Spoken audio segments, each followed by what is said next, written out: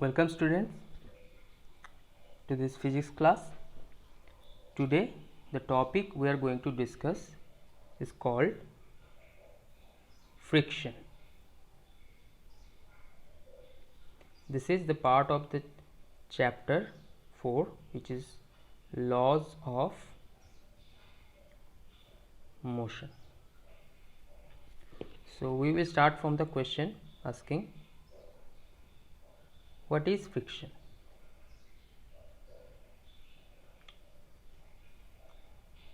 You have heard the word friction many times. You have a small idea of this word, but to explain this I will start by giving an example, which is, suppose you are traveling somewhere with a trolley bag. We know in trolley bags there are some wheels connected under the bag, so that makes the dragging of the bag quite easier. And if suppose the wheels get broken, the bag you are traveling with, if the wheels of the bag is broken, you will see that it is quite difficult to drag the bag over the surface. So why it is becoming difficult? It is becoming difficult due to the friction between the surface and the trolley bag. Okay, when the bag is connected with the wheels, the friction between the surface and between the bag is quite less. We will learn why it is less when we will learn the rolling friction. Then we will see why the wheels make the friction less. But for now we will say that the friction is less when we have connected the wheels to the bag. But if the wheels get broken, then the friction force become larger, then it is become quite difficult to overcome that friction, and then we have to apply more force. Okay, when the friction is less, we have to apply less force to move the bag, to drag the bag over the surface, and when the friction is quite less due to the attachment of the wheels, it becomes quite easier to drag the bag because the friction force is less and we have to apply less amount of force to drag the bag. Okay, so that is the difference happening there. So what is friction? So friction is basically a force which comes to play whenever there is a relative motion between two surfaces. Okay, whenever an object tries to move over a surface, whenever there is a relative motion, relative drag, we want to slide an object over a surface, there we can see a friction force which opposes the motion. The friction force wants to keep the object or keep the body in rest. Okay, so whenever we want to try to move an object over a surface, the friction force acts in the opposite direction, which tries to let not move the object in whatever direction we try to move. Suppose there is a surface like this, okay, on which an object is kept like this. So nothing is happening here, we are not applying any force right now, so there will be no frictional force until we want to try to move this object or moving this object. There will be no frictional force. Frictional force only come into consideration when we are now applying a force. If we now try to apply a force F, we called it applied force, so now there will be a friction force which will act in the opposite direction and it will try to keep the object at rest. Okay, so that is basically friction force, which always try to oppose any relative motion between a surface and the object. Okay, we can write down the definition of frictional force. Okay, the definition is: friction is an opposing force that comes into play whenever a body moves or tends to move over the surface of another body. Okay, that is the definition of friction. Write it down. Friction force acts parallel to the surface of contact and opposite to the relative motion. This is also one property of friction force. You can write it down also. Again I am repeating, friction force acts parallel to the surface. It always acts in the parallel direction of the surface. This is the surface, this is the force we are applying, so this is acting in the opposite direction of the force, and this is also parallel to the surface. Okay, if we apply the force in this direction, then the friction will be in the opposite direction, but it will always be parallel to the surface. Okay, so the next question, why this happened? What is the reason behind this friction? We write down the question, what is the cause of friction?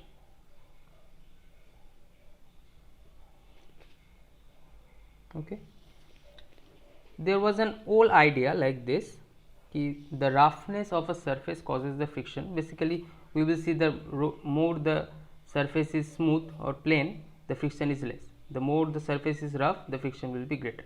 So in previously there was an idea like this, say this is a rough surface, and this is the object we are trying to move over this surface.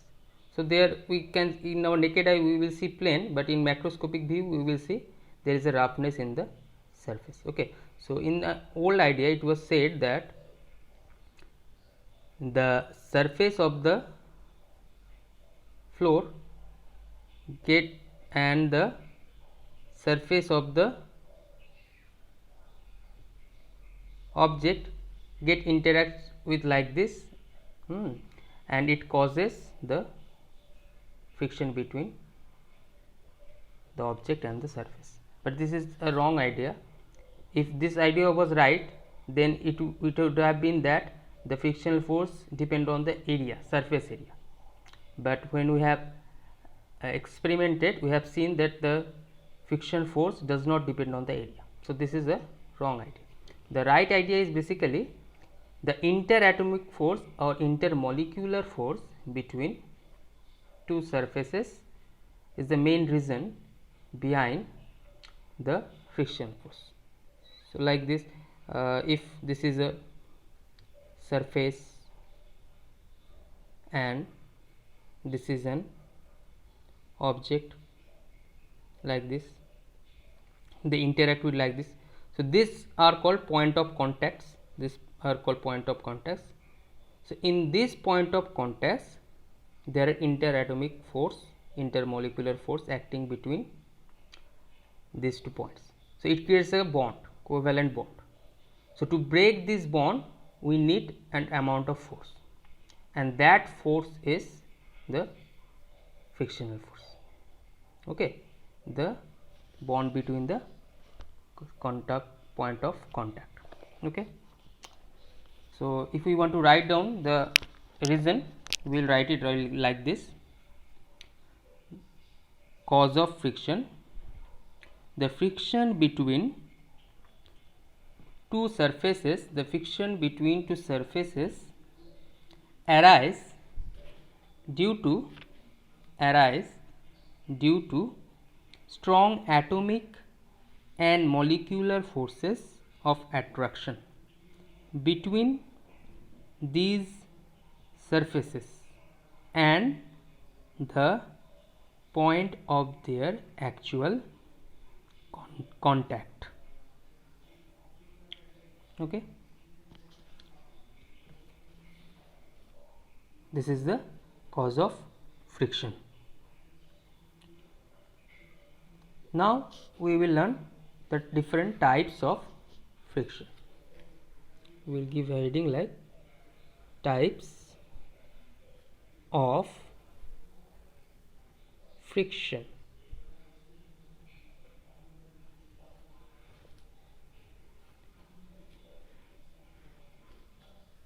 In this idea, types of friction, there are three types. One is static friction,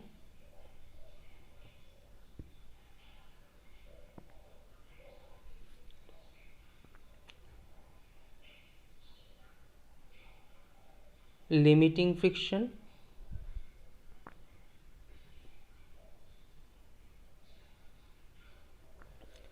and kinetic friction.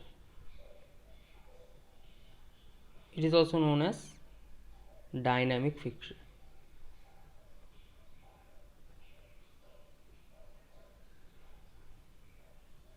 We represent static friction as Fs, limiting friction as Fl, and dynamic friction or kinetic friction as Fk. Okay. So now what is static friction? What is kinetic friction?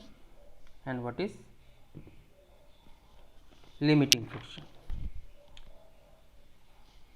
First we will learn static friction. The definition of static friction goes like this. It is the friction force that counterbalance the applied force and keeps the body in the state of rest. Okay. So what is the idea behind this? We will take a diagram, draw a diagram like we have drawn in the previous case. So a surface on which an object is kept, and we are applying an applied force F in this direction. Two things can happen here. One thing, that we are applying the force but the object is not moving, and another thing can happen, we are applying the force and the object is moving. One thing can happen, the object is moving,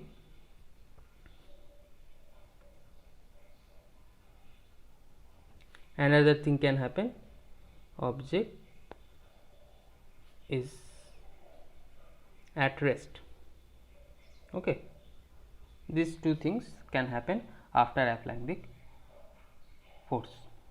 So if the object is moving, then we will say that the frictional force acting in the opposite direction is kinetic friction, because the object is moving. And if the object is not moving, then we will say the friction is static friction.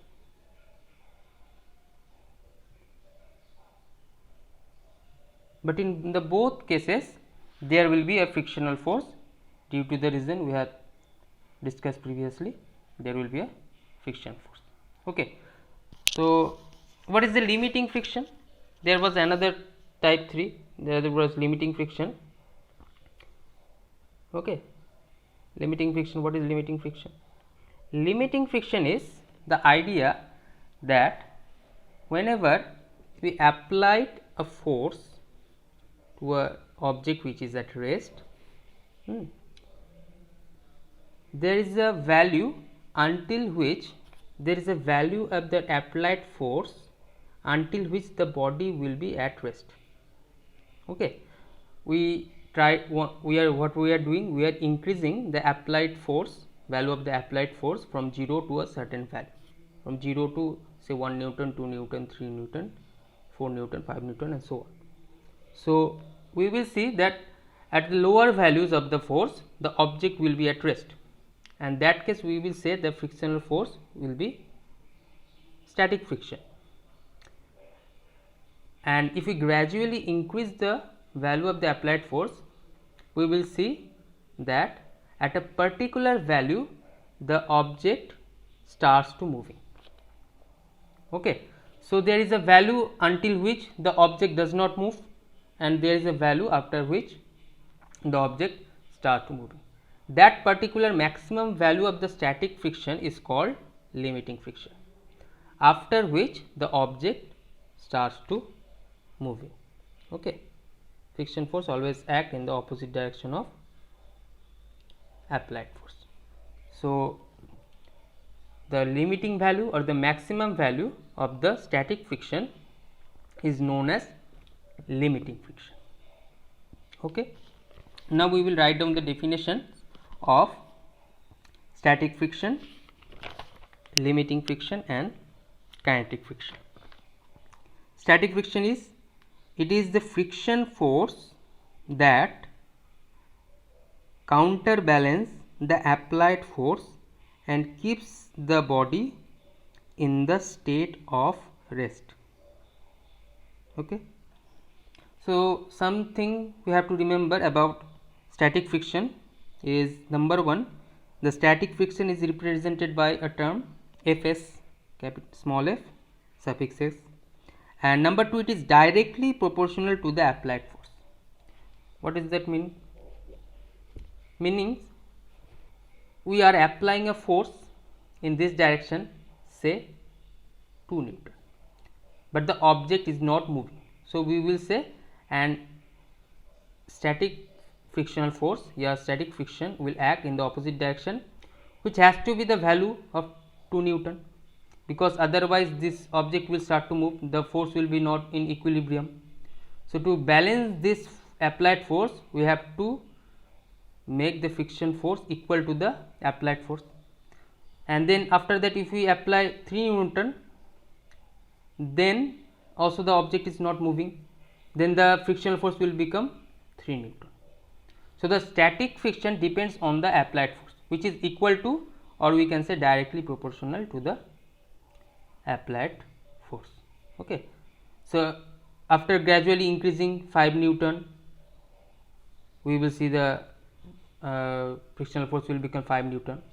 Then if we can see 6 Newton, after 6 Newton the object starts to move, then it will become the kinetic frictional force, and we will call the 6 Newton as a limiting value. Okay, so this is the idea we have to remember about static friction. When there is no applied force, there is no static friction. It comes into play the moment when there is an applied force. Okay, अच्छा, next write down limiting friction. Definition of limiting friction: it is the maximum value of static friction which comes into play when a body just start moving over the surface. Okay, there are two things to remember about limiting friction, that limiting friction is written by Fl, small f suffix l, and Fl is greater than equal to Fs. जो limiting value है that will be the maximum value of Fs, so it will be always greater than or equal to Fs, which is static friction. Next, write down the definition of kinetic friction or dynamic friction. The force of friction comes into play when a body actually moves over the surface. Okay, when there is the body is moved over the surface, that the friction is called kinetic friction. Okay, again I am repeating the definition. The force of friction comes into play when a body actually moves over the surface, is called kinetic friction. It is represented by Fk, the term Fk. Okay,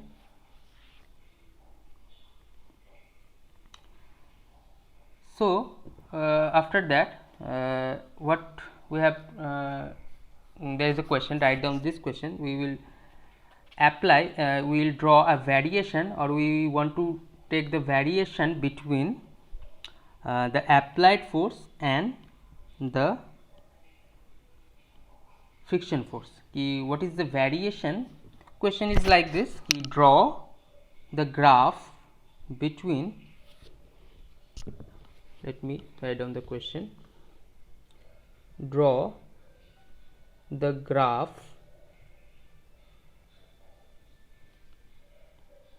between applied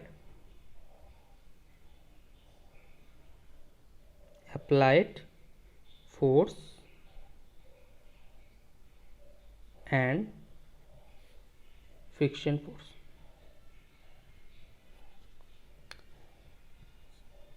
So after getting the idea of friction, limiting friction, kinetic friction, static friction, what we are trying to do, we are trying to measure or find out any way to measure the value of this frictional force, or try to make a law to measure the value of frictional force. Okay, so to do that we have done an experiment. That experiment is like this: we have made a experimental table like this. We have connected a pulley at the end of the table, and we have kept a mass object like this and connected it with a pulley, and then connected it with a spring balance, so that we can measure the force. Spring balance is an instrument which is used to measure the force. Okay, so from that we can measure the value of applied force. Okay, and we also can measure, if the object is moving, we can measure in what acceleration it is moving, and by that acceleration we can calculate the resultant force on the object. Okay, and from that we can measure out the frictional force acting on the object. This is the force we are applying, we can measure that force, and calculating the moving acceleration of the moving object, we can calculate the force on this object. Okay, so measuring those forces, we can plot, or we can draw a diagram, draw a graph taking some different measurement value. We can plot a graph of applied force. We can take the applied force in the x axis, and we can plot the friction force in the y axis. Okay, so if we draw a plot, we will get a graph like this. First it will go straight line, then it will become a curve like this, then it will become, this is a straight line. Okay, this is a straight line, and it will curve like this, and then it will go a straight line parallel to the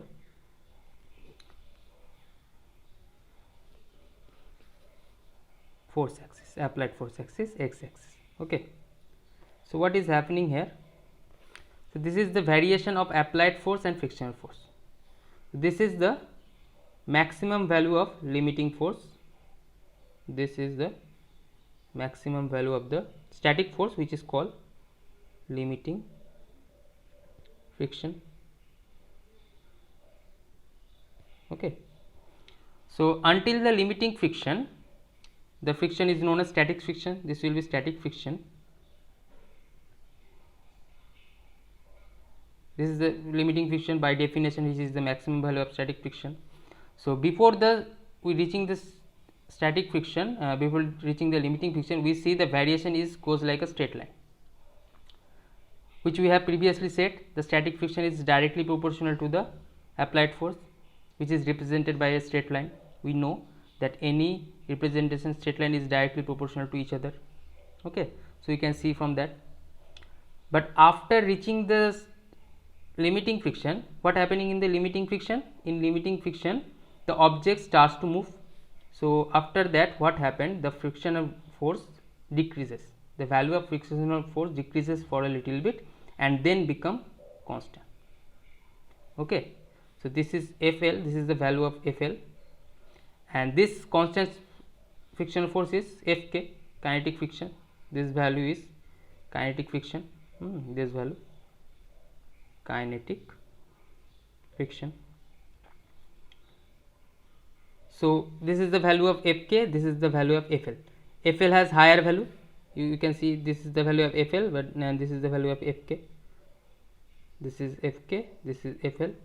So we can say that Fl is always greater than Fk. Okay, so first क्या होता है कि static friction, this is static friction which is directly increasing.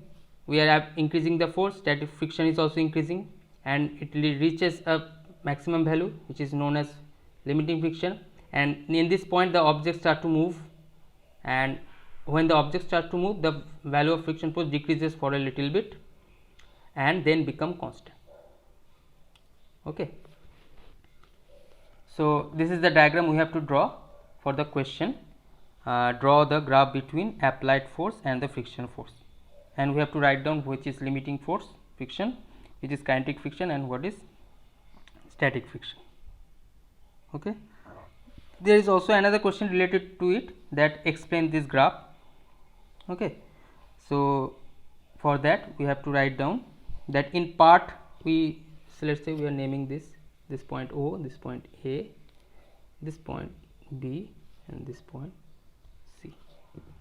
So now we can explain like this. Number 1 point, part OA of the curve represents static friction which is directly proportional to the applied force. Number 2 point, at point A, capital A, static friction become maximum, which is called limiting friction. And number 3, when the applied force is increased beyond the limiting friction, the body just begins to slide over the surface. Full stop. At this stage, the static friction converted into kinetic friction, which has less value than the limiting friction. In first bracket, Fl greater than Fk. And last point, point number 4, the portion BC represents kinetic friction Fk, which has a constant value. Okay, so from this experiment we have determined the different types of the value of different type of friction, static friction, limiting friction, and kinetic friction, and from that some laws are given for limiting friction and kinetic friction. So next we will learn these two laws. First question is, state the laws of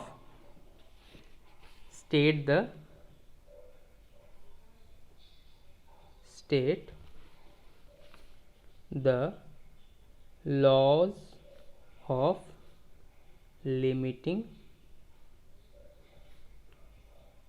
friction. Okay, so we will write down the law. Number 1, the direction of limiting friction is always to the direction in which the body moves or tends to move. This means we have already previously said that the direction of the friction force will be opposite direction, in the opposite direction of the motion, or sometimes when it is static friction, in which direction we are trying to move. इसलिए the line is written like this, in which the body moves or tends to move. Okay. Number 2 point, the limiting friction depends on the nature of the surface. It is the friction force will depend on the what kind of surface we are taken. If we take a rough surface, then the friction will be greater. If we take a smooth surface, the friction will be less. So this is the second law. The limiting friction depends on the nature of the surface. Number 3, the limiting friction is independent of the area of the surface in contact. Okay, it does not depend, the friction, limiting friction does not depend on the area of the surface of contact. Whatever may be the surface of the object, whatever may be the surface of contact, area of the surface of contact, it does not depend on that. Number 4, the limiting friction acts tangentially or parallelly to the surface of contact. We have seen this previously and we have said this, that the direction of the frictional force will be parallel to the surface, and that direction is also called tangential. Parallel and tangential in the same direction, it has the same meaning. Okay. Number 5 is the most important law, we can say, because from it we will get the value or the formula to calculate the value of limiting friction. Okay, so it goes like this: the limiting friction is directly proportional to the normal reaction force. What is normal reaction force? Say this is surface, this is an object kept in the surface, so the weight of the surface, weight of the object will act downward perpendicularly like this, and this is the force which applied by the object to the surface. So due to that, the surface will also apply the force equal and opposite in this direction, which can be written as R. This is known as normal reaction force. So from this diagram we can say that R equal to mg, but in some cases we will see that R might not be equal to mg. Okay, so from the fifth law or fifth point, which was like this: the limiting friction is directly proportional to the normal reaction force. That means Fs is proportional R. To convert it into a equal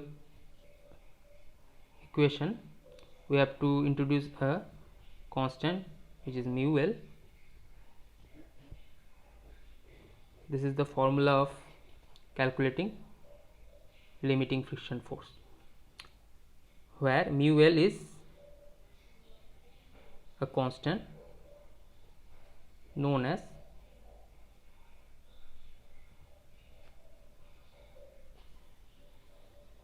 coefficient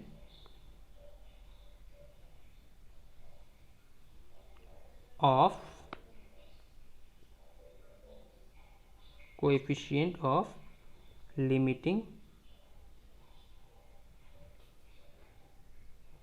friction. Okay, so we have to remember this formula. We will do numerical problem from this formula. Okay, the last question: state the laws of kinetic friction.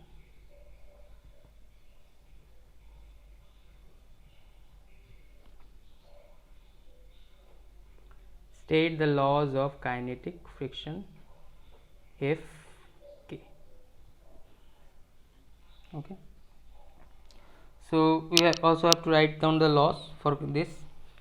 First point: the kinetic friction opposes the relative motion and has a constant value. So we have seen that the kinetic friction does not changes with time, it has a particular value. We have also seen that from the graph that it is parallel to the applied force axis, that means it is constant. After reaching the constant value, it does not change. Okay.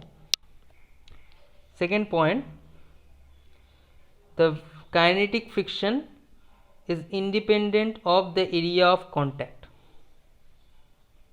Okay, the kinetic friction is independent of the area of contact. It is same as the static friction. We have seen the same thing for the static friction, sorry, for the limiting friction. And number 3, the kinetic friction does not depend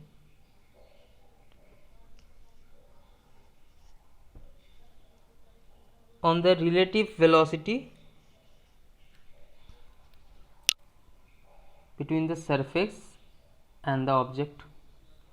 It also does not depend on the velocity. Whatever the velocity between the surface and the object, it does not depend on it. Okay. And number 4, the kinetic friction depends on the nature of the surface, which we have seen for limiting friction also. It depends on nature. For smoother surface it will be less, for rough surface it will be greater.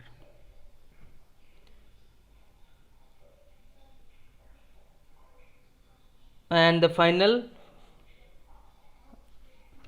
law, which is the value of kinetic friction is directly proportional to the normal reaction force.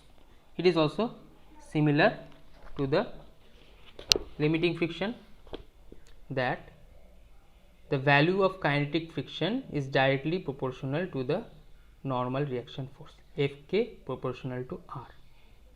So therefore Fk will be equal to a constant mu k into R. We have to also remember this formula. Here mu k is a constant known as coefficient of kinetic friction. Okay, remember one thing, this mu k and mu L, this gives basically the value of the coefficient of friction, which is a particular value for a smooth surface or a rough surface. This is the value which changes due to the smoothness or roughness of the surface. Okay, if it has a greater value, we can say the surface is rough. If it has small value, we can say the surface is smooth. Okay, this is basically gives us the nature of the surface. It is the dimensionless and unitless quantity. Okay, mu k has no unit and dimension is 1. Okay, so that's it for today.